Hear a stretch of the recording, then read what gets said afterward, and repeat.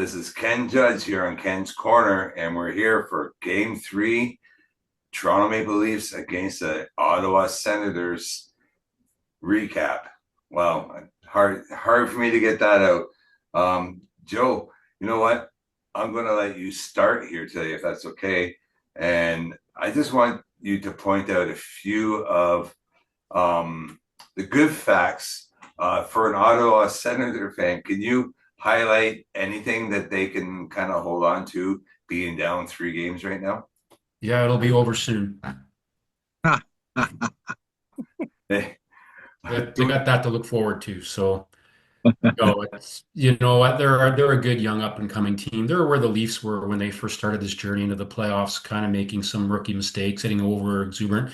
Obviously, Kachuk, I don't know if you guys watched last night, but he's not 100%. He's hurt. And they caught him on camera saying groin, which he might have got a talking to for that. That was kind of silly. So he's hurt, and then if he's not 100%, that's your best player. So there's always next year. We may have heard that once or twice here in blue and white land. yeah, I guess we have. And okay, JT, we're moving on to you. Before the game, I guess you guys must have heard already. Nick Cousins took a puck and shot it in the direction of Anthony Stolarz during the warmups, and I guess there's an investigation going on. I'm not sure if you've heard anything more, if there's anything forthcoming, and do you think there should be? All I've heard is the same you've heard, that there was an incident that happened, and they are investigating. I honestly see him getting possibly a game for it or a $5,000 fine. Thank you. That's my. They'll just give him a slap in the hand. Yeah. Phil, I don't know about you, but I think the TSN turning point of this game was when Brady Tkachuk proclaimed on that goal in the third period, first shot of game, by the way, of the period. Maybe we should let Anthony Stolarz have a few shots so he's not sleeping back there. I mean, it's hard to it's hard to say anything bad about Anthony Stolarz play so far because he's been amazing, simply amazing in our net. But I guess my question is, did Brady Tkachuk kind of jinx himself in his own house? Oh yeah, I guess so. I hope so. And to go back to the question that you had for Joe, can the Sens fans and the team take anything out of the game so far? Yeah, the refs tried to give them that game as much as possible. Stützle tried to jump over the legs and tripped himself for that penalty. So, I mean, the refs are doing everything that they can to help out the Sens, but they still suck. So, see you next year. Yeah, I hope you guys all have heard the motivational song that rock band from Ottawa highlighting the fact that Toronto sucks and we're not going to see the second round. Well, I got something to tell that band right now. I think they're eating a bit of crow across the media land. George, our best player of the past few years, I mean, this is 2025. As we all know, it's a different Leaf team. But if we're going to see a big game in this game for him moving forward, do you believe I believe it. I want to know if you believe me the same as I do. William Nylander needs to have that moment. Well, there's a couple of guys that need to have a moment. Willie Nylander, Austin Matthews. These two are our best players, and yep, they need to have a moment in our playoffs and get on the board. I believe Matthews did score last night, which was great to see. And yeah, a little bit of production out of them wouldn't be so bad. But and again, Matthews has been playing a defensive part in this team in this series, and I won't call him out on anything that he's been doing. Yeah, you're so right. The Leafs stuck to their game plan. They inserted Max Pacioretty, who I thought was a great ad. He threw some bodies. And one more thing, as you were asking Joe, and it's good to see that we're going to put the Sens to bed early, really early. 4 games. Here we go. Yeah. Uh, Joe, speaking of one Austin Matthews, I mean, could he have gotten an easier shot at a net? Linus Allmark, I believe, was looking off into the stands. Maybe his wife was out there, or I don't know what the heck he was looking at. But that elite pass from one Mitch Marner to Austin Matthews, do you believe that this is going to open up the goal parade for Mr. Matthews maybe in this playoffs? Well, I mean, it was the elite pass that caused it to happen so fast and so unexpected. That's why he was staring off into space. He never even saw that coming. So good on Marner for that. But listen, guys, every playoff, you got to admit, Nylander's been our leading point scorer, right? This year he's not, and that's a good thing that it's Matthews and Marner because Nylander defensively took a stupid penalty last night after trying to deke around four guys. Defensively, he's not on the same planet as Matthews and Marner. He's not a complete player. He's a periphery, wide open breakaway guy. Got lots of talent, but it's better that Nylander is not, we're not relying on him to carry the team like we have in past.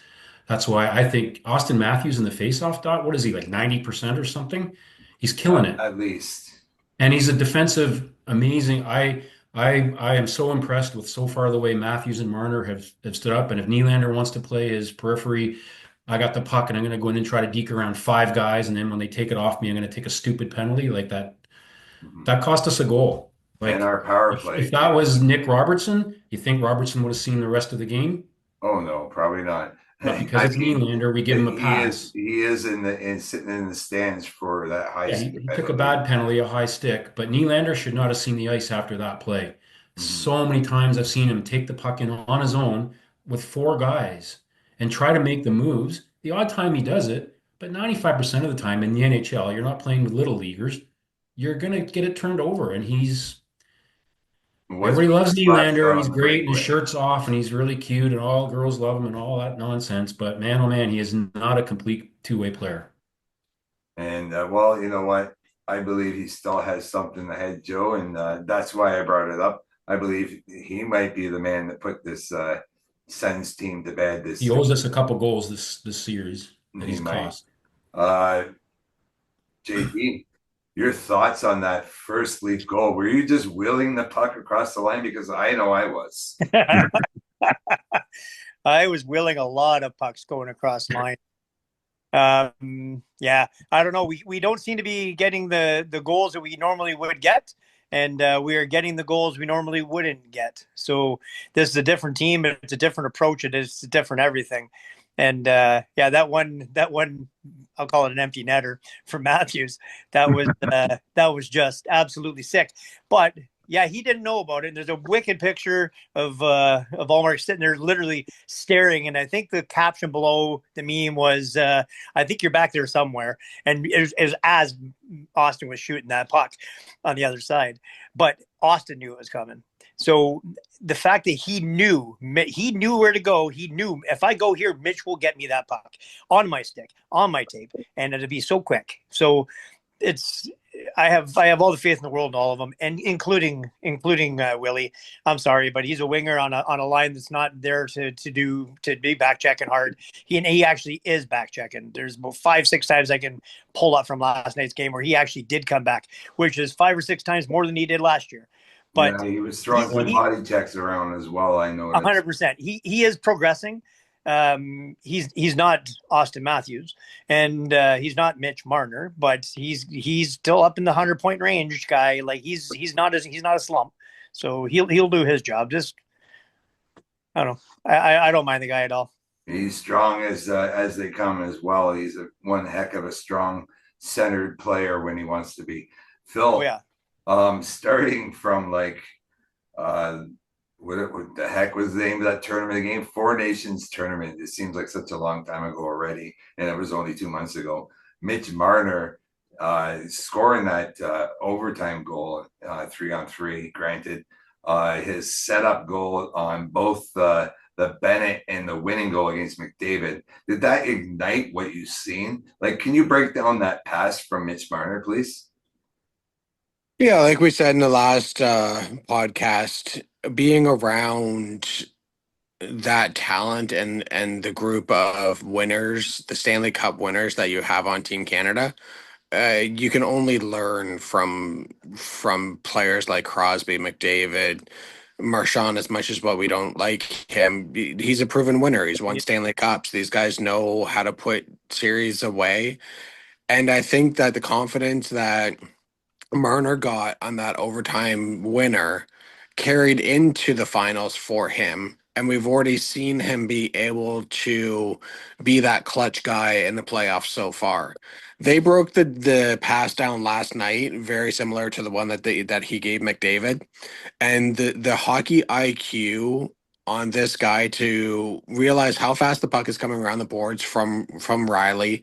He picks his foot up out of the way so he doesn't have to change where his stick is. So the puck just rings around the boards, moves his foot, goes off his blade right onto the tape of Matthews. I saw the meme that JT was talking about. And one of the ones that I saw was Allmark was like looking one way, and he says to one of his teammates, "Is Matthew standing behind me? He's behind me, isn't he?" And it was just like he like it happened so quickly that there was only two guys. Even the defenseman that was standing there covering Marner was looking around for the puck, and by the time he saw the puck, it was already in the net. Like there was two guys on the ice that knew where it was going. It was Matthews and Marner. It was unbelievable. It's funny. I actually yelled out, I made the same play in ball hockey once. Well, I didn't make the pass, but I put it into the open net. So Nice. it's always fun to be the one that scores the goal, even though that elite pass. It's just beyond me how he could do it. I don't know if it even was off his foot or his stick. I'm not even clear on that myself.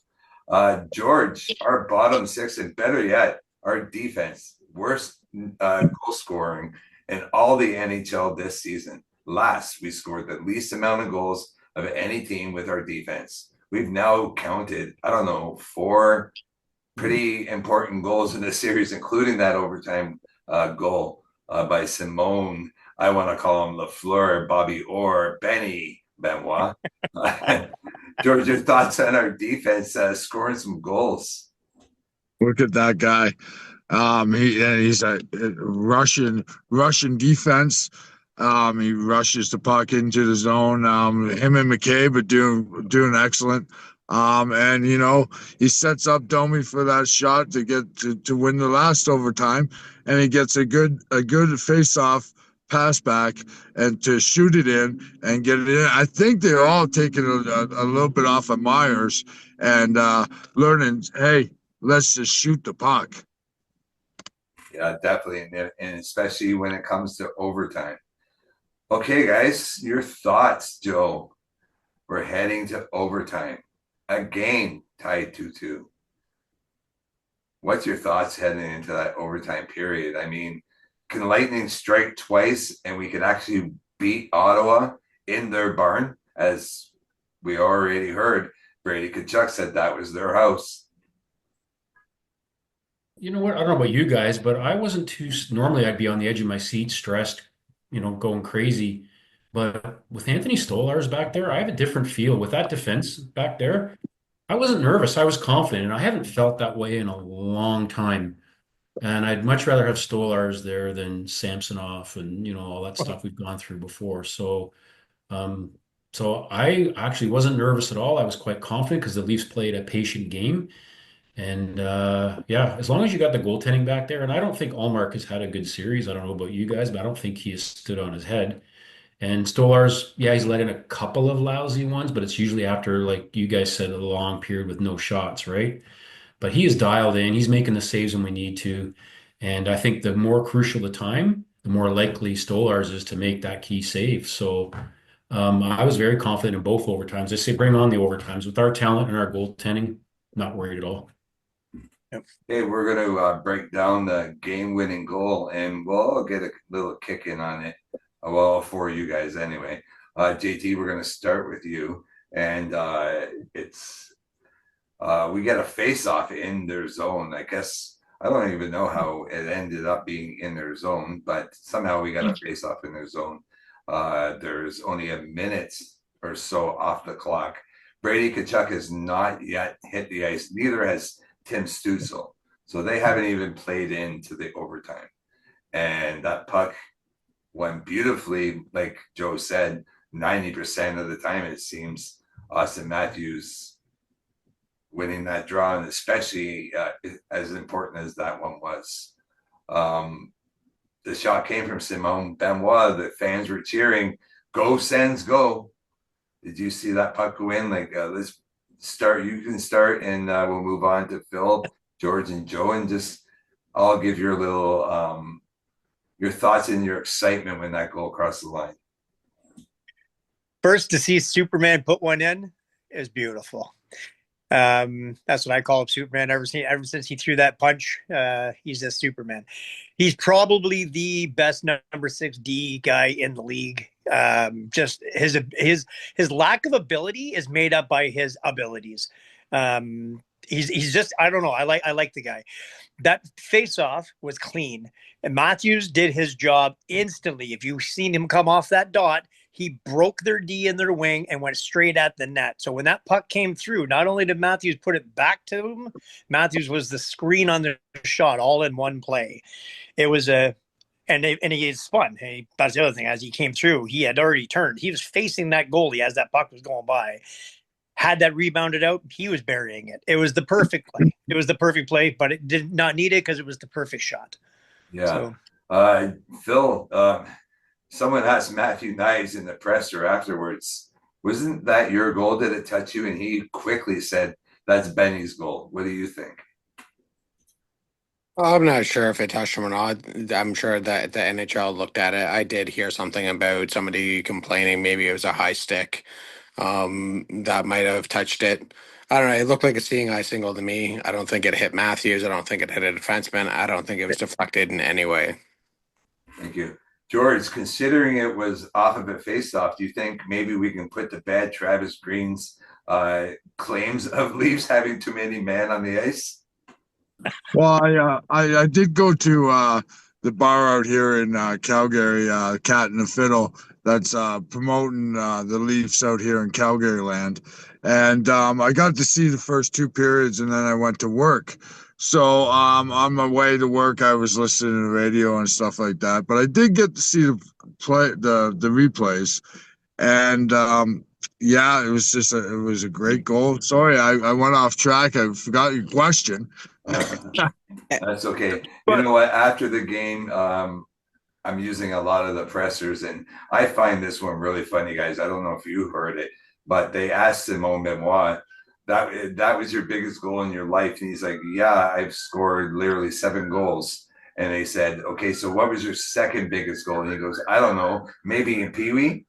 And it was the silly but that he did by himself that he foreseen his goal going in. That's awesome. They're coming to get the Senators. The police are moving in quick.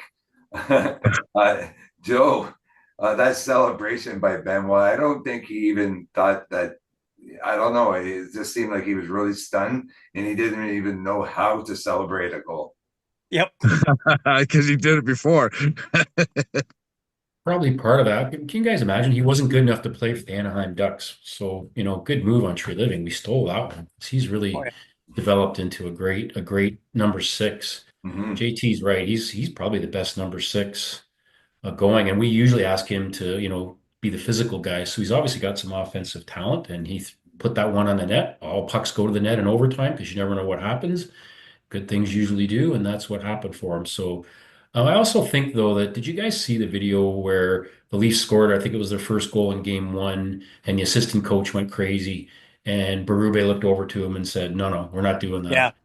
That, to me, was amazing, because that's Berube going, this has been our problem. We've gotten ahead of ourselves, too cocky, rubbing it in, and we're letting a fire, putting gasoline on the fire for those guys. Don't give them any fodder.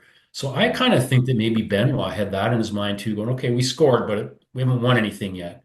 So, I'm just gonna, it was great, but let's wait till we get to where we want to be, and then we'll celebrate. And I really like that. I think he's instilled that in the guys to not get too ahead of themselves and get too cocky, because that just lights a fire. Because like you guys have shown so many different things, said so many different things that inspire the other team to go, okay, why that guy would shoot that puck down in the warm up. That's just asking for, Yeah. Yeah. just stupid. Like that's day one. That's a rookie thing. You don't Yeah. do that and stir up the other Don't team. poke Give a them a bear. reason. Don't I poke the only, bear. Thank you. That's the word I'm looking for. Thank you. I only have two things to respond. I remember driving to the radio station, myself and Joe, and I said, "Oh, Treliving made his first move," and he said, "Who's that?" I said, Simon Benoit or something. He goes, "Who the heck is that?" I'm like, "I don't know. He got non-tendered in Anaheim. He's a great pickup, isn't he? Lovely." But yeah, Yeah. it's turned out pretty good on our end, has it not? Um, well, so we're up 3-0, guys. Who would have thought we'd be here? Anyone? Hands up. I'll Okay. admit it wasn't me. It was I not, said you know 6 or what? I 7, was right? joking around saying when we were doing our things, I said, hey, let's just do it 4 straight. But not for a second did I actually think that would happen. Yeah. I do want to show something that was dropped off to me here at my spot. It's an autographed Austin Wendell Clark I picture. was going to say that's Wendell. Yeah, it's Wendell. He's my hero. Yeah, amazing. Greatest Leaf of all time. Actually, So there's a huge card show in Toronto right now called the Expo, probably the largest hockey card size show in North America. And there's 3 guys I know that are down there, and there's a few of them trying to find me a Wendell Clark rookie PSA 10 right now. Oh. Yeah. okay, guys, our 3-star selection, and we'll do 1, 2, and 3, and then honorable mentions for 4th. We'll let it go to Joe. George, we're going to start with you. Who's our number 1 star of Game 3? Well, I'll give it to him. Benny all the way. I'll give it to him. I'll let him have it. He scores the overtime goal. He's helped out score the last overtime goal. Benoit. JT, who's our number 2 star? Number 2, I'm going to go to Stolarz just for doing what he's doing. Just the stability he gives that back end and allows the front end to do what they want to do because they know, I don't know, Stolarz. I'd give him a star every damn game so far. Thank you. Phil, 3rd star. Not the Ottawa Senators fans. I'm gonna go off the board here. The Senators fans chanting Matthews is balding. The Senators fans bringing posters of Ron Jeremy saying that this is Matthew in a Maple Leafs jersey. Well, if he could score 69 goals, I'll take Ron Jeremy too. So a buddy of mine that we know, Ken Ryan, his brother and his nephew went to the game last night in Ottawa, where they were accosted by a drunk lady swearing at him and his 12-year-old son to the point of him having to say, like, do you have no class whatsoever? Fights were breaking out all over the stadium after the game, in the parking lot. We witnessed it ourselves, Phil, back in a few years ago. Yeah, well, he had to go and walk with another like group of like 8 to 10 Maple Leafs fans just so he could get his son out of there without any issues. Like, just absolutely trashy. Yeah. So anyway, but we'll go with Marner. I think he had a couple of points. Okay, thank you. Honorable mentions, Joe. Geez, give me the hard one. Yeah, I think you guys nailed the top 3, no question. Well, let's say Matthew Nyes. I think he's been a force. I can't really give it to Craig Berube. I'd like to, but I'm gonna say Matthew Nyes. He's been a force out there crashing the net, and I think he's got a couple of goals, guys, if I'm not mistaken, so far this series. So good on him. He is the real deal, man. I love that guy. Yeah, you're right. And you're wrong. We could give it to Craig Berube because that's who my honorable mention goes to. And that's Mark Savard on the bench. And Berube said, we have to hold to the same accountability as our players do. So kudos to Berube and bringing in the system. And hey, Treliving for not just bringing in like 10 guys at the deadline and allowing our players to gel with the 2 players that we did bring in who are, I think, are really, really added into our lineup with Brandon Carlo with that long stick. I mean, with him and OEL, you might think that you have a shot, but then all of a sudden this stick about 20 feet long comes at you. So go gadget lumber. Yeah, exactly. And yeah, Austin Matthews would be my other mention here. Thank you, guys. Game 4. Go Leafs, go. Let's fly the flag. Let's go, Leaf Nation. Thank you so much. My name's Ken Judge. We're here with George, JT, Joe, and Phil for the Leafs versus Sen Game 3 recap. Have a great day, guys, and again, go Leafs, go. Go Leafs, Let's go. put Matthews. Let's put Brady to bed early because it's bedtime for that crybaby. Bullet head.